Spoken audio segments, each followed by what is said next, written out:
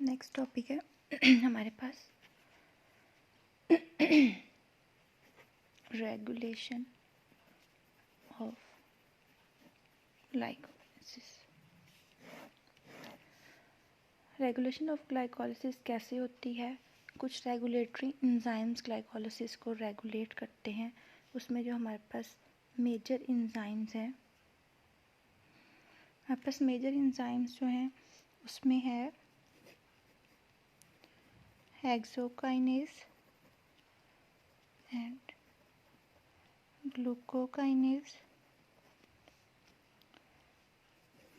Second है phosphofructokinase.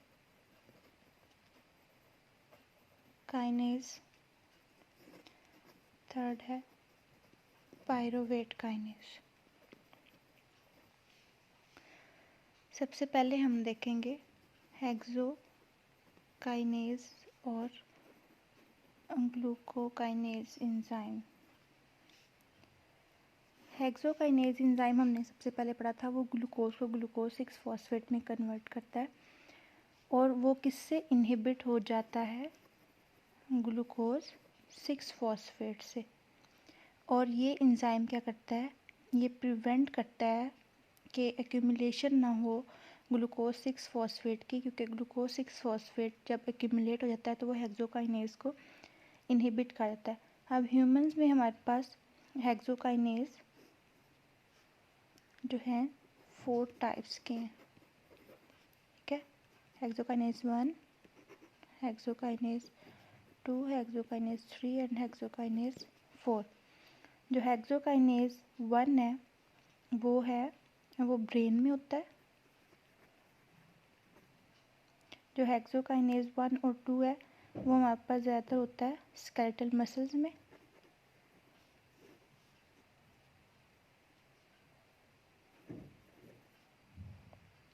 और जो हमारे पास हेक्सोकाइनेज 4 है उसको हम ग्लूकोकाइनेज भी कह देते हैं। और ये ज़्यादातर हमारे पास हिपैटोसाइट्स में होता है, हेपेटिक सेल्स में, मतलब लीवर सेल्स में, और बीटा सेल्स में भी होता है,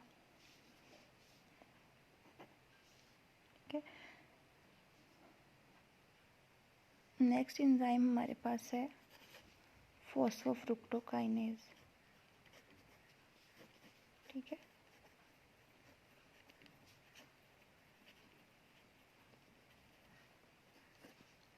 ये भी ग्लाइकोलिसिस को रेगुलेट करता है। ये एक इम्पोर्टेंट रेगुलेटरी एंजाइम है ग्लाइकोलिसिस में, और इसे हम कह सकते हैं ये एक एलोस्टेरिक एंजाइम भी है। आपने बायोकेमिस्ट्री 1 में एलोस्टेरिक एंजाइम का पढ़ा था, उसमें मैंने एलोस्टेरिक इनहिबिटर्स और एक्टिवेटर्स का भी बताया था। अब एलोस्टेरिक एंजाइम्स क्या हैं, मैं एक बार दोबारा रिपीट कर देती हूँ। वो एंजाइम्स जिनके पास एक एडिशनल साइट होती है अदर देन एक्टिव साइट, ठीक है। जिनके पास ये एडिशनल साइट होती है उन एंजाइम्स को हम कह देते हैं कि वो एलोस्टेरिक एंजाइम्स हैं।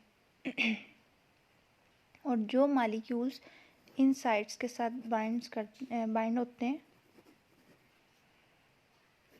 इन एलोस्टेरिक साइट्स के साथ जो एलोस्टेरिक एंजाइम पे होती हैं, उन्हें हम कहते हैं इफेक्टर्स या मॉड्यूलेटर्स। अब ये मॉलिक्यूल्स जो कि इफेक्टर्स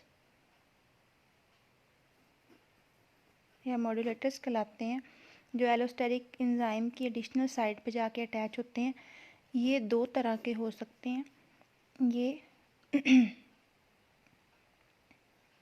ये इफेक्टर्स एलोस्टेरिक इनहिबिटर के तौर पे भी काम कर सकते हैं और एलोस्टेरिक एक्टिवेटर के तौर पे भी काम कर सकते हैं, ठीक है।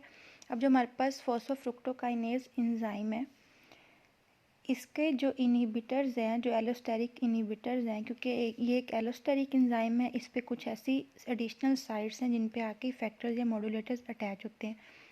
वो इफेक्टर्स या मॉड्यूलेटर्स जो इनहिबिटर के तौर पे काम करते हैं और इस एंजाइम को इनहिबिट कर देंगे, वो है हमारे पास ATP, citrate and hydrogen ion. ठीक है। और वो इफेक्टर्स या मॉड्यूलेटर्स जो एक्टिवेटर के तौर पे काम करते हैं और इस एंजाइम की एडिशनल साइट साथ अटैच होके इसको एक्टिवेट करेंगे, वो हैं ADP, AMP एंड फॉस्फेट। ठीक है, इसकी समझ आ गई। एलोस्टेरिक एंजाइम्स वो एंजाइम्स हैं जिनके पास एक एडिशनल साइट होती है, एक्स्ट्रा साइट होती है अदर देन एक्टिव साइट। उस साइट पे कुछ मॉलिक्यूल्स जाके अटैच होते हैं जो जिनको हम इफेक्टर्स या मॉड्यूलेटर्स कहते हैं। ये इफेक्टर्स या मॉड्यूलेटर्स जो होते हैं ये एलोस्टेरिक इनहिबिटर के तौर पे भी काम कर सकते हैं और एक्टिवेटर के तौर पे भी। अगर वो एज ए इनहिबिटर काम कर रहे हो तो वो इनहिबिट करेंगे उस एंजाइम को, और अगर वो एज ए एक्टिवेटर काम कर रहे हो तो उसको एक्टिवेट करेंगे। ठीक है। अब जो एज ए इनहिबिटर काम करते हैं इफेक्टर्स या मॉड्यूलेटर्स वो हैं ATP, सिट्रेट और हाइड्रोजन आयन, और जो एज ए एक्टिवेटर काम करते हैं वो हैं ADP, AMP और फॉस्फेट ग्रुप। नेक्स्ट है हमारे पास pyruvate kinase enzyme. Pyruvate kinase enzyme जो होता है ये इनहिबिट हो जाता है ATP से और एक्टिवेट होता है फ्रुक्टोज 1,6 बाईफॉस्फेट से। ठीक है। अगर हम देखें पायरोवेट काइनेज एंजाइम एक्टिव किस फॉर्म में होता है और इनएक्टिव किस फॉर्म में होता है, ये एक्टिव होता है डीफॉस्फोलेटेड फॉर्म में और इनएक्टिव होता है फॉस्फोराइलेटेड फॉर्म में। डीफॉस्फोलेटेड का मतलब है उसमें से फॉस्फेट ग्रुप रिमूव हो गया और फॉस्फोलेटेड का मतलब है उसमें फॉस्फेट ग्रुप अटैच हो गया। पायरोवेट काइनेज डीफॉस्फोलेटेड फॉर्म में एक्टिव होगा और फॉस्फेटेड फॉर्म में इनएक्टिव होगा। अब अगर हम एनर्जी यील्ड देखें ग्लाइकोलिसिस की,